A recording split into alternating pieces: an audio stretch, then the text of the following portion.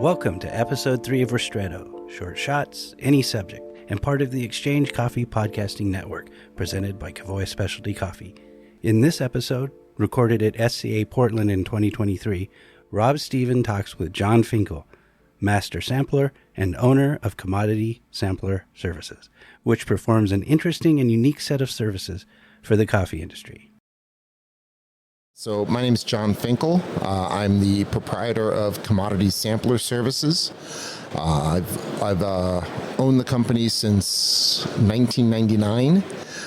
The company was founded in 1975 by my uncle, who went by Chick Ferrara, who had been doing this type of work since the 50s, really.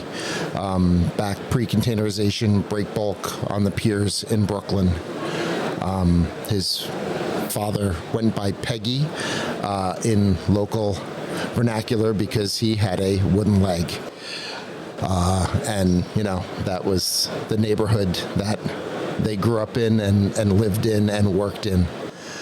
And so from a historical standpoint, you know, he came out of high school and started this working for warehouse companies. And integrated back in the day, there was a weighers union and there was a samplers union. And, you know, the stuff that no one would ever think about nowadays. And so he got into the Samplers Union and worked for a large integrated warehouse company on the waterfront in Brooklyn. And he turned up, the warehouse was called, I believe it was called Force or Force One. And turned up to work one day and the doors were locked. And the warehouse went under and he didn't know what he was doing. He went to a local friend who had a small warehouse space there and was talking to him, and his friend was like, well, you know the people who you're doing this work for and they still need this work done, so here's a desk and here's a phone, start dialing for dollars, basically. Yeah, and so that's how Commodity Sampler Services came to fruition. So you and I I was just walking the show floor here at the Portland SCA conference, and we ran into each other. We've known each other for a long time. Quite a while. Yeah, I can't even, at least 15 years, probably a bit more, right? And as we've been collecting stories from various people in coffee, we get people who grow coffee, we get people who export, we get people who import, people who trade, people who roast, people who have cafes. You occupy this very specific interesting segment of our industry, and it's what you do is indispensable, but it's invisible to a lot of people who just consume coffee. They would never know that what you do is a thing, right? I kind of redefine niche. Yeah. I mean, I think I have a niche job. You have an extremely niche job, but it's also very there's a lot of expertise required. There's a lot of knowledge of the industry to do what you do. And what I really dig about what you do is that it requires a lot of professional standards, right? And I'd love to hear you sort of talk about that. I mean, just for the people listening who, you know, aren't deep into the supply chain as we do. Every time coffee is imported to a consuming country and it goes into a warehouse, before that title of that is transferred to the ultimate buyer, it has to be sampled.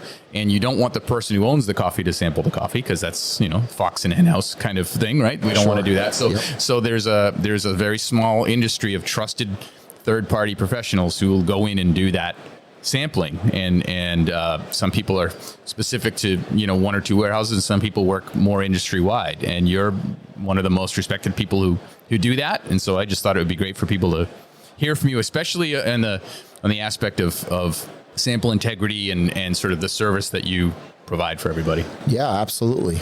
You know, I describe to people all the time that, you know, I know everybody's business.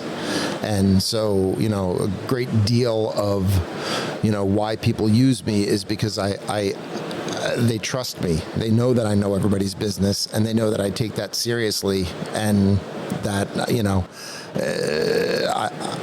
I've gained this trust and this reputation. You know, that was based on the reputation that my uncle had, you know, historically, but then I've carried forward. And my background and education gave me a little bit of advantage over even my uncle at that point, because having studied agricultural economics and being able to walk into, a trading operation and speak their language, and then go out onto the waterfront and speak their language, which is a different language. Yeah, very much so. They're more colorful sometimes. Yeah. And being able to bridge those worlds and translate between there brought value to it. But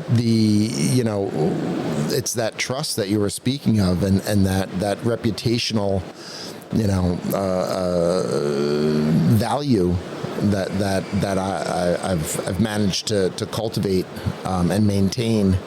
Is truly the key to my success. Very much so, being able to represent all parts of the trade, whether it's somebody questioning something from origin, or an importer with landed product, or a roaster upon receiving, and not so much in this aspect, but historically there was a lot more trade in between houses. From a historical standpoint, coffee could trade hands 3, 4, 5 times before it ever got roasted. Yes. And that supply chain has shortened substantially for the most part. There's still a little bit of that, but not nearly what it would be.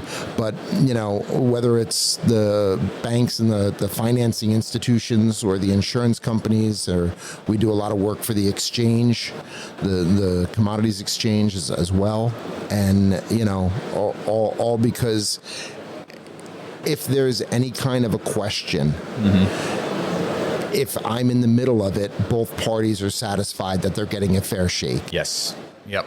Yeah. I've always told my clients that anytime coffee starts or stops on its journey, a bill is generated, right? And somebody has to pay for it, right? But one of the services that comes along with that is coffee goes on this long journey, and it makes this pit stop on its way to its final destination, and your place in that is to come in and assure both parties that up till now we're good, right? Yeah. Or that we have a problem that we have to deal with. Right? Now we've got something that needs to be addressed. Yeah. And you must have seen a lot of change in the time that you've been in the business. Now we have Grain Pro. We were just talking about containers filled with micro lots instead of just one kind of coffee. And yeah, absolutely. I've been fortunate enough to be doing this almost 25 years to watch the specialty world really evolve, and and there's some parts of the trade that didn't evolve with it,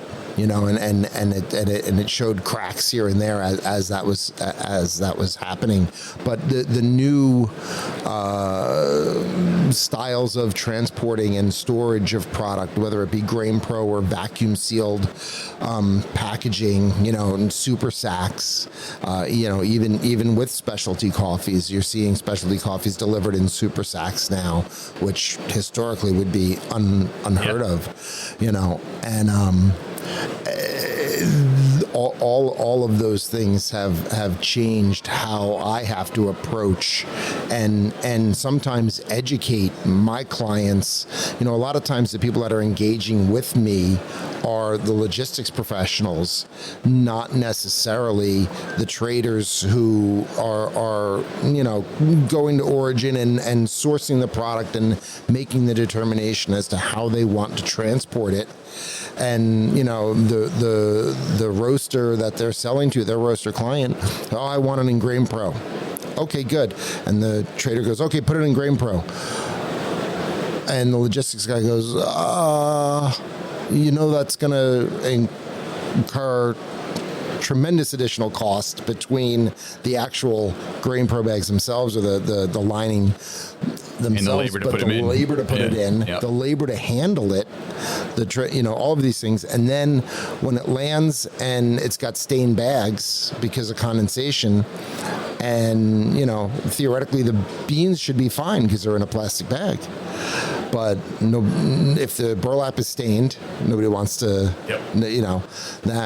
The other changes in the bags, whether it be the super sacks or the Jutex, the plastic, Polypropylene and all that stuff. yeah, and that look very much like the Brazil bags, but they're not. And then people they want to certify stuff, and they don't realize that it can't be. It has to be in a natural fiber bag because of the GCA regulations. Yep.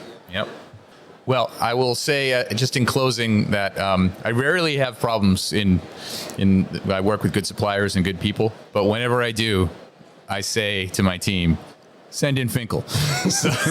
Well, I appreciate that. So it's good to be with you, my friend. Rob, pleasure. Thank Cheers. you very much, man. All right, I man. appreciate it. Yeah.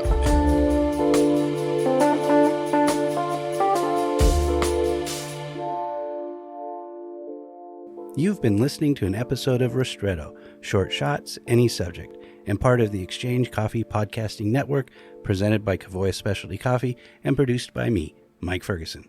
Our Ristretto theme music is Espresso Bar by Hans Hofkin. You can reach out with comments, questions, thoughts, and ideas at mike.ferguson@kavoya.com. To learn more about Commodity Sampler Services, visit commoditysampler.com. Thanks for listening. My name is John Finkel. What a coincidence. My name is John Finkel.